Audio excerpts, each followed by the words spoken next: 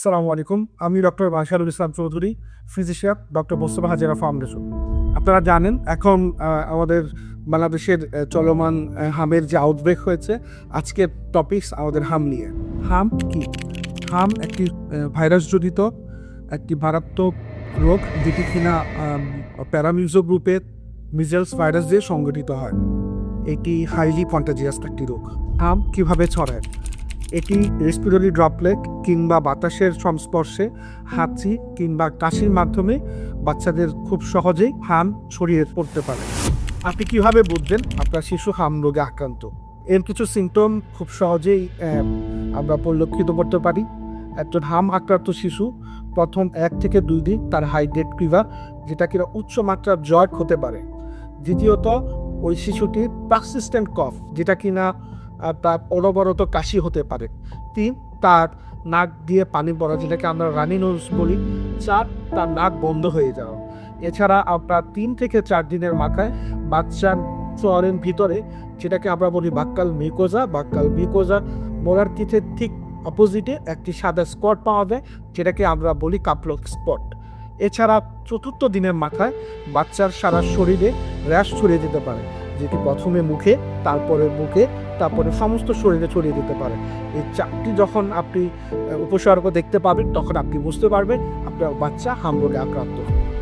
হাম রোগকে আমরা সাধারণ একটা সর্দি কাশি হিসেবে বিবেচনা করলে একটি মারাত্মক ভাইরাসজনিত সংক্রামিত রোগ। এই রোগকে আমরা যদি পরিপূর্ণভাবে চিকিৎসা না করি, তাহলে আক্রান্ত রোগী নানান জটিলতায় ভুগতে পারে। সবার প্রথমে যে জটিলতাটি বেশি হয়ে থাকে, সেটি হচ্ছে সিভিয়ার নিউমোনিয়া। ফুসফুসে মারাত্মক নিউমোনিয়া হতে পারে। 2, একটি বাচ্চার স্নায়ু রোগ, ইনকেফালাইটিসের মতো মারাত্মক রোগও হতে পারে। 3, হামের কারণে বাচ্চার ডায়রিয়া এবং ম্যালনিউট্রিশন হতে পারে। যদি কোনো কারণে ডায়রিয়া, আমরা ওই বাচ্চাকে প্রপার হাইড্রেশন মেনটেন না করি, তাহলে ওই ক্ষেত্রে একেআই অ্যাকুট ইনজুরি থেকে কিডনি বিকল হয়ে যাওয়ার সম্ভাবনা থাকে। এছাড়া হাম যদি আমরা প্রপারভাবে ট্রিটমেন্ট না করি, তাহলে বাচ্চার চোখে তার জেরোপথ্যালমিয়া কিংবা ক্যারাটাইটিসের মতো মারাত্মক চোখজনিত রোগ হয়ে বাচ্চা অন্ধত্ব বরণ করতে পারে।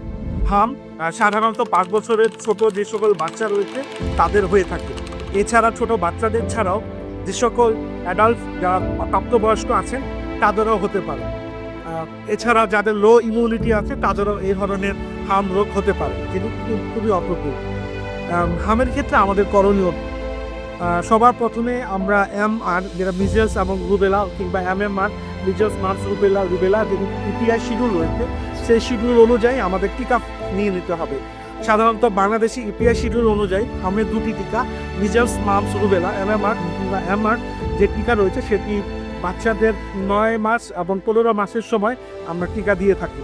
এছাড়া কোনো বাচ্চা যদি হামের টিকা দিয়ে না থাকে, তাহলে অতি সত্বর হামের 2টি টিকা দিয়ে নিতে হবে। এছাড়া কোনো বাচ্চার যদি হামের কমপ্লিকেশনের কারণে বিভিন্ন সেকেন্ডারি ডিজিজে তার আক্রান্ত হয়ে থাকে, তাহলে ওই ক্ষেত্রে আমরা সেকেন্ডারি ডিজিজ প্রিভেন্ট করার জন্য সবার প্রথমে যদি তার জ্বর হয়, সেক্ষেত্রে আমরা প্যারাসিটামল খাবো, তরল ডায়েট দিব, তাকে হাইড্রেশন মেনটেন করব, তাকে লিকুইড খাবার দিব। এছাড়া আমরা বাচ্চাকে প্রপারলি তার হাইজিন মেনটেন করব, পানি দিয়ে তার গা এবং চোখ মুছে দিব। এছাড়া আমরা যে জিনিসটা সবচেয়ে বেশি করব, আমরা যারা চাকরিজীবী আছি, কিংবা যারা আমরা বাসার বড়রা আছি, কিংবা বাচ্চারা আছি, আমরা যখনই বাইরে থাকি কিংবা ঘরের ভিতরে থাকি, তখনও আমাদের ধুলাবালি লাগলে আমরা অবশ্যই সাবান দিয়ে আমাদের হাত পরিষ্কার রাখবো।